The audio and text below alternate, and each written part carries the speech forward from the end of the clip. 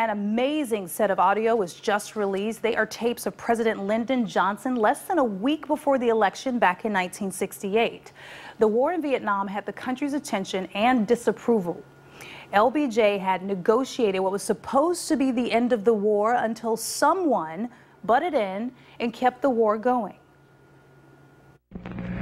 And some of Mr. Nixon's people, getting a little bit unbalanced, they started going into the South Vietnamese embassy and also sending some word to Hanoi, which has prolonged this thing a good deal. Yeah. The net of it is despicable, and if it were made public, I think it would rock the nation. That's President Lyndon Johnson speaking with Florida Senator George Smathers days before the election in 1968.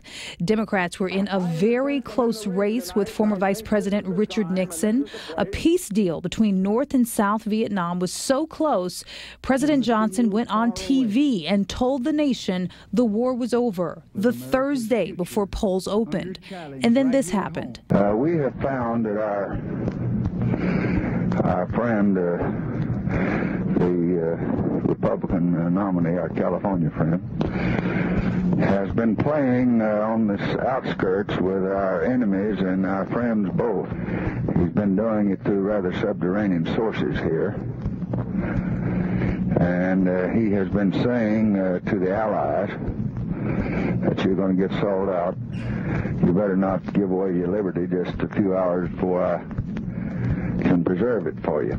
Quite simply, Nixon told the South Vietnamese not to agree to anything before the election because he could get them a better deal. And they oughtn't to be doing this. This is treason. Treason, a crime punishable by death. But Nixon won the election by less than a point, and we're only hearing about it 44 years later. Why? Well, it turns out how President Johnson got the information wasn't legal either. Mrs. Chenault is contacting their ambassador. Now, this is not guesswork. It's not guesswork because the FBI had illegally tapped the phones of the South Vietnamese embassy in Washington, and LBJ didn't want that information getting out either. Interesting stuff, huh? Tell me what you think about this on my Facebook page. Meanwhile, President Nixon never did negotiate a peace agreement. U.S. involvement in the war went on for another 5 years. 15,000 Americans were killed in that time. Now, hundreds were taken as prisoners of war, including Senator John McCain. This all happened a year after he was captured. Now, we did reach out to him for his take on these tapes today. His office said they would get back to us. Now that's a pretty colorful house. Next at 10, wait until you see the group the owners of this house are targeting.